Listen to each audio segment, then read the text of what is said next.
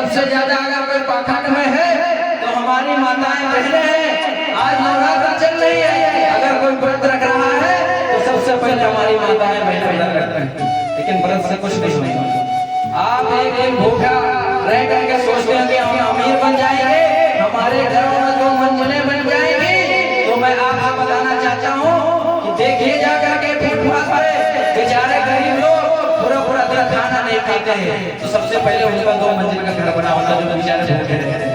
इस बात को समझना होगा कि भूखे रहने से हमें कुछ मिलने वाला नहीं है। आप भूखे रहेंगे, आपके अंदर प्रोटीन कम होगी, आपके अंदर ब्लड की कमी आएगी, तरह-तरह की बीमारियां आपके अंदर फैलेंगी, बीमारियां आएगी, फिर जाओगे डॉक्टर के पास, ऐसी दवाई नहीं देगी, फिर 1000 साल आपने चले गए, उससे आपको बरकत नहीं होने वाली और पैसा खर्च नहीं। लेकिन आपको समझना होगा हमें व्रत नहीं रखना। अगर व्रत रखना है तो आधी रोटी खाए, लेकिन उसका व्रत रखें, जो पैसा बचेगा उस पैसे से अपने बच्चों की पढ़ाई करेंगे, और जब बच्चा एक एसपी इंजीनियर डॉक्टर बनेगा तो मैं दावे के साथ कहता हूँ आपकी किस्मत बदलेगा। काम तुम्हारा बेटा करेगा, 2 मंजिल का घर कौन बनाएगा? तुम्हारा बेटा बनाएगा, लेकिन उस पर तुम लोग ध्यान नहीं दोगे। तो मैं तो उन पे विश्वास है जिनको तुमने कभी देखा नहीं, तुम्हारे अंधश्रद्धा में पड़ी है।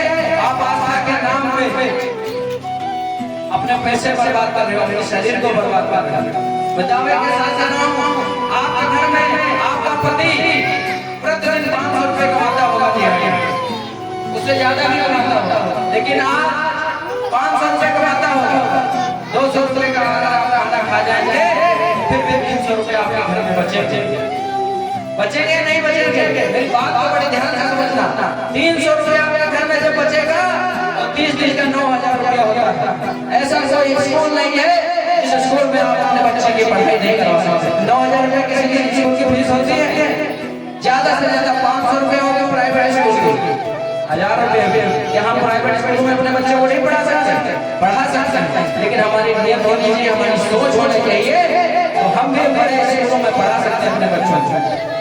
हम लोग क्या करते हैं कि हमारे पास पैसा नहीं है, हम सरकारी स्कूल में पढ़ाएंगे।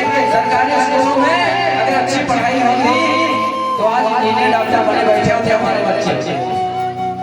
सरकारी स्कूलों की शिक्षा ही बर्बाद कर दी सरकार ने। उनका कहना है कि किसी भी बच्चे को फेल ना किया जाए। जब टीचर को पता होगा कि हमें फेल ही नहीं करना है तो भैया इसे आओ पढ़ते जाओ, पहले क्लास में आए मेरे साथ दूसरी क्लास में चले गए। पढ़ाई का ध्यान दिया, हमें आपको ध्यान देना है। बाबा साहब अम्बेडकर ने कहा था कि शिक्षा वास्ते एक आंदोलन है, जो पिएगा वो दहाड़ेगा, जो पिएगा वो दहाड़ेगा। आज अगर मैं आप लोगों के बीच में नेपाल बॉर्डर से मैं आया हूँ, यहाँ से कम 100 किलोमीटर दूर से दुनिया पड़ता है, वहाँ से मैं आपके बीच में चल कर आया हूँ। अगर यहाँ पे बोल रहा हूँ, अगर यहाँ पे दहाड़ रहा हूँ, आप लोगों के बीच में अपनी बात रख रहा हूँ, या टाटा शिक्षा की है। आज पढ़ लिख करके आज मैं एडवोकेट हूँ, LLB किया हूँ, LLB करने के बाद आज मैं एडवोकेट हूँ। आज इस मंच में अगर मैं बोल रहा हूँ बाबा साहब अम्बेडकर की वजह से बोल रहा हूँ, लोग हमें पढ़ने नहीं दिया करते थे।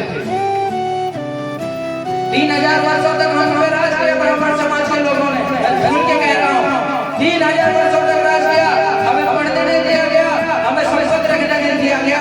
जब 70 वर्ष हुए हमें आरक्षण दिए हुए बाबा साहब अम्बेडकर, आज उनके पेटों में दर्द होने लगे, आज उनके पेट में दर्द होने लगी। 3000 वर्षों तक तुमने आरक्षण खाया, 3000 वर्षों तक तुमने राज किया, पूरा का पूरा आरक्षण तुमने रख लिया। हमें क्या मिलता था? सिर्फ हम उनके खेतों में खाली क्या करें, उनके खेतों में मजदूरी करें।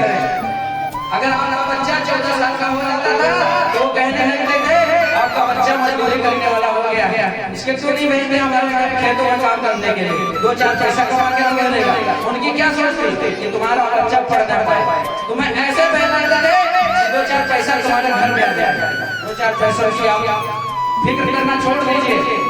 दावे के साथ साथ जिस दिन अपने बच्चों को अच्छी शिक्षा दे दिए, अच्छी नौकरी आपके घर में बन जाएगी, तो आज जो हम लोग सरकार से कहते हैं कि हमें शौचालय दे दीजिए, हमारे गांव में प्रधान होते उनसे कहते शौचालय दिलवा दीजिए, आवास